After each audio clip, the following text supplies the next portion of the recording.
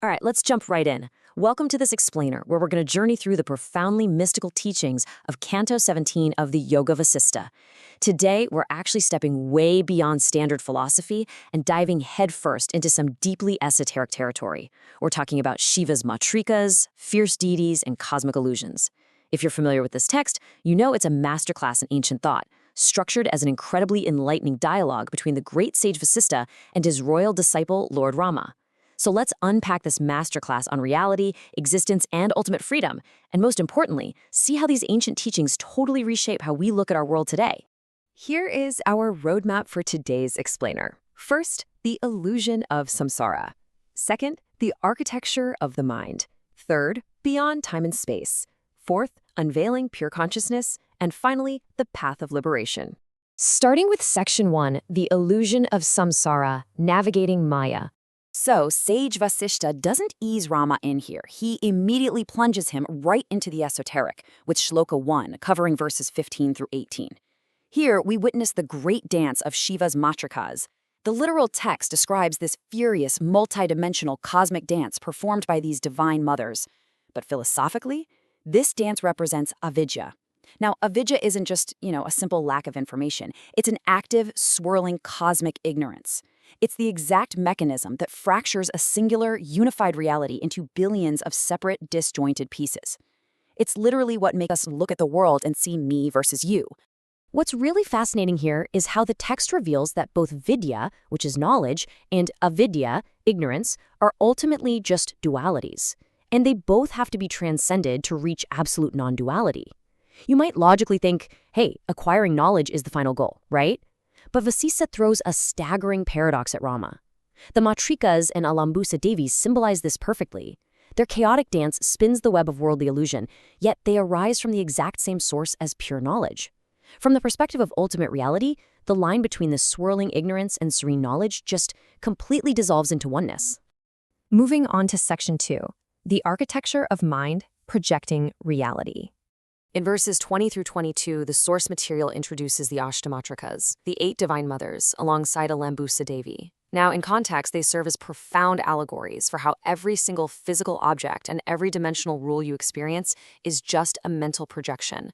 Just as these fierce deities manifest incredibly complex forms and dramatic realities right out of the void, Sage Vasistha is telling Rama that our own minds operate in the exact same way. This vast physical universe, it's fundamentally just blossoming outward from your own mental fluctuations. And that brings us to verse 23, and the really fascinating introduction of Mahakaka Chand, the Great Crow. Within this narrative, this massive, looming crow is a symbol for the mind's dark, restless, all-consuming desires, the ones that constantly fuel our worldly projection. Basically, as long as Mahakaka Chand flutters wildly, desperately seeking to consume new experiences, the illusion of samsara persists. The logical connection here is absolute. If the mind creates the illusion through this restless movement, well then quieting the great crow completely dissolves the false reality. It pulls the plug on the whole shebang. Which leads us to Section 3, Beyond Time and Space, Deconstructing Dimensions.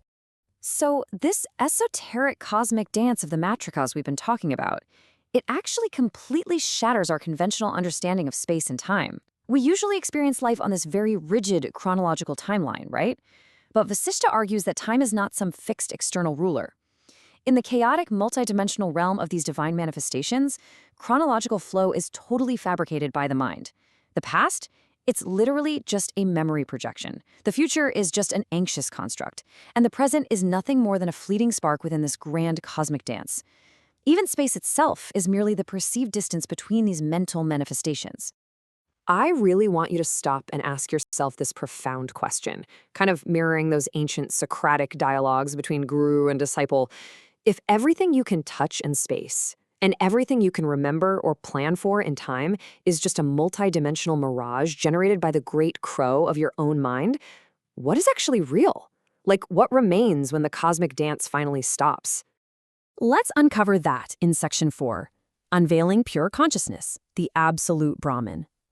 We find the answer in verse 25, through the worship of Tumburu Bhairava via the left path, also known as Vamachara. Now this is a fierce, highly unconventional aspect of Shiva, accessed by deliberately stripping away all societal norms, all comforts, and all dualities. Philosophically speaking, Tumburu Bhairava represents Brahman itself, the uncreated, indestructible, pure consciousness. It is the silent, perfectly observing awareness that exists entirely free from the limitations of time, space, and those dramatic illusions we just finished deconstructing. While the literal meaning of verse 25 speaks of invoking this terrifying deity through taboo methods, its true spiritual significance is all about radically cutting through the illusion of form.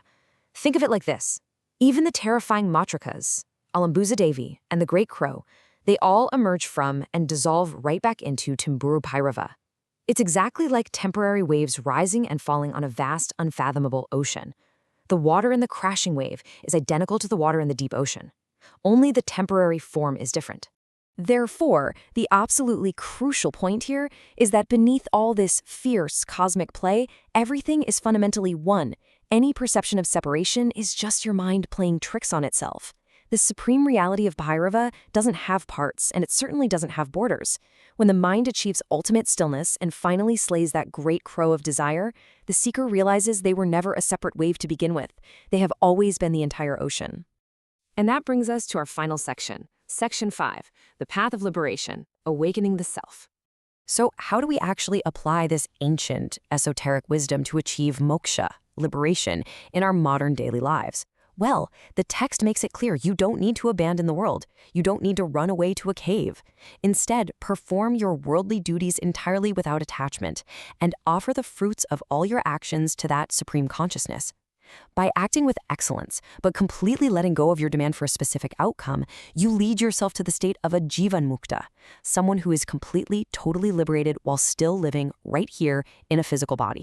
As you can see, there is a very stark contrast between being bound by our karma and being completely free through detached action.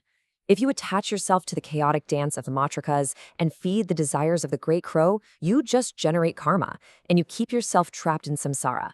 But if you act with detached performance, embodying the absolute stillness of Bhairava, you maintain this beautiful equanimity of mind. The spiritual result? True moksha. You become a peaceful witness to the world rather than a prisoner of it. To summarize this profound state, the liberated seeker lives in a state of inner stillness, keeping perfect balance amidst all the chaos of the waking world. The text uses a really beautiful Sanskrit term here, sushupti. This refers to the state of deep, dreamless sleep where the ego just completely vanishes. Vasistha tells Rama that the spiritual master lives in this exact state of total mental peace, even while their physical body is wide awake, working, walking, talking, or in Rama's case, ruling an entire kingdom. They feel joy, they feel sorrow, for sure, but they are never internally disturbed by either. By deeply absorbing the brilliant allegories of Canto 17, the seeker realizes that true freedom is an internal state of consciousness. It is completely independent of external circumstances. Think of a lotus flower. It grows in muddy, murky water. Yet if you drop water on its leaf, it just beads right up and rolls off without leaving a single trace. That is exactly how the Jivan Mukta lives in the world, fully present, fully active, yet completely untouched by the mud of worldly attachments. I'll leave you with this final, provocative thought to ponder as you continue your own journey towards self-knowledge. This explainer shows us that you actually don't need to acquire anything new to be free.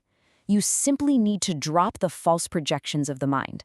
The infinite ocean of Brahman is already who you are, beneath all the crashing waves. But how does this profound realization withstand the ultimate, grueling test of daily worldly duty? Well, we are going to uncover that direct connection as we step into Canto 18. Thank you so much for joining me on this incredible journey today.